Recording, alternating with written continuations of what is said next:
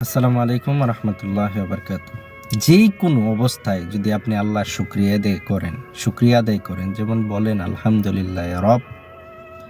আলহামদুলিল্লাহ রব্বিল আলামিন, আল্লাহ কত খুশি হয় জানেন?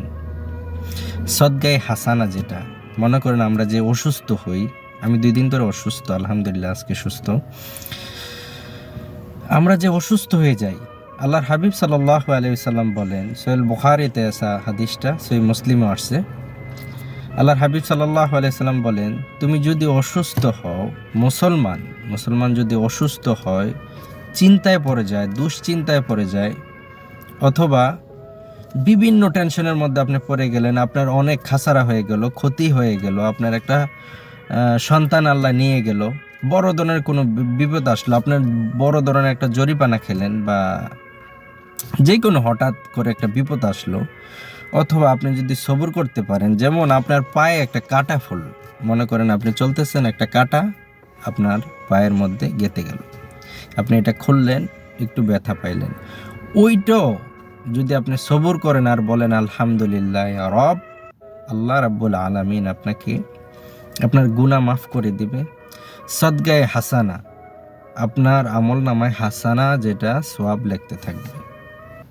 চিন্তা করেন, যেই কোনো অবস্থায় মুসলমানদের উচিত যেই কোনো অবস্থায় সবর করা। সদগায়ে হাসানার মধ্যে আমি পড়লাম, যেমন আপনি পরিবারকে টাকা দেন না, আমার পরিবারের মুখে যদি আমি 1 লুকমা খাবারও তুলে দিই আল্লাহকে সন্তুষ্ট করার জন্য, ওইটাও সদগায়ে হাসানা।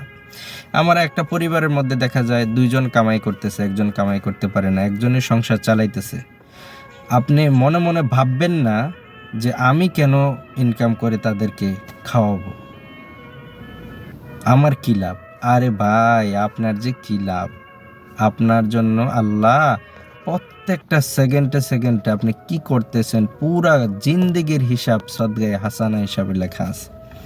হাসরের মাঠে দেখবেন আপনি এত আমলনামা, আল্লাহ এত সব তো আমি করি নাই, তুমি যা করছো পরিবারের জন্য, আমাকে সন্তুষ্ট করার জন্য, আমি সবগুলা সদগায়ে হাসানা হিসাবে রেখে দিয়েছি। আমাকে যদি আল্লাহ একটু কষ্ট দেয়, একটু অসুস্থ হয়ে গেলে যদি আমি একটু কষ্ট পাই, ওইটার বদলতে আল্লাহ আমার গুনাহ মাফ করে দেয়, সদগায়ে হাসানা হিসাবে আল্লাহ রেখে দেয়। আল্লাহু আকবার কবীরা। আপনি যদি পরিবারকে, অনেকের ফ্যামিলিতে আছে মা বাবাকে চিকিৎসার টাকা দিচ্ছে না, মানে চিন্তা করতেছে আমি কেন এত টাকা দিব। আরে ভাই, কেন দিবেন? সদগায়ে হাসানা, এটাও আল্লাহর দরবারে আপনার নামে লেখা হয়ে যাবে। এক ভাই ইনকাম করে টাকা পয়সা ধন সম্পদ সব কিছু জোড়াইতেছে, পরে সব ভাইদেরকে বন্টন করে দিতেছে, ওইটাও ভাই সময় পরিমাণ পাবে আল্লাহর কাছ থেকে, পায়ে একেবারে একটা কিছু মাপ দেওয়া হবে না, সব কিছু আল্লাহর দরবারে লিখিত আছে সদগায়ে হাসানা হিসেবে। আল্লাহু আকবার। যেই কোনো পর্যায়ে আপনি যেই কোনো ভাবেই থাকেন না কেন, সব সময় বলবেন আলহামদুলিল্লাহ ইয়া রব।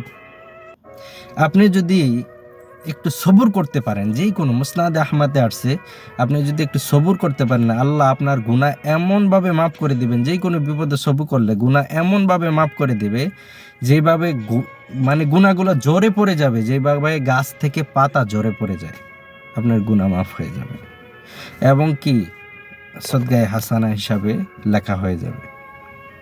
মুসলমানদের পুরা জিন্দেগি নিয়ামত। আপনি যে কোনো কাজ করবেন আল্লাহর সন্তুষ্টর জন্য করবেন, যে কোনো পর্যায়ে থাকেন আলহামদুলিল্লাহ বলেন। কিছুদিন আগে আমাকে একটা জরিমানা দিছে, এই দেশে বড় ধরনের একটা জরিমানা দিছে, এটা আমার কোনো দোষই ছিল না। আমি এই দেশে একজন ইয়ামেনি শেখ আছে, ইয়ামেন দেশের, শাহজালালের দেশের একজন শেখ আছে, তাকে আমি বিষয়টা বললাম, আমার মন অনেক খারাপ ছিল, সে আমাকে সান্ত্বনা দিল, কোনো টেনশন করিস না, বল আলহামদুলিল্লাহ ইয়া রব, এটা আল্লাহর দরবারে সদগায়ে হাসানা হিসাবে লেখা আছে, কারণ এটা তোর উপরে জুলুম করা হয়েছে।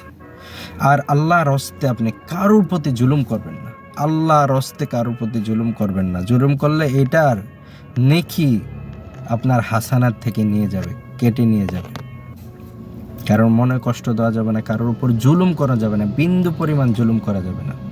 আসসালামু আলাইকুম ওয়া রাহমাতুল্লাহি ওয়া বারাকাতুহু।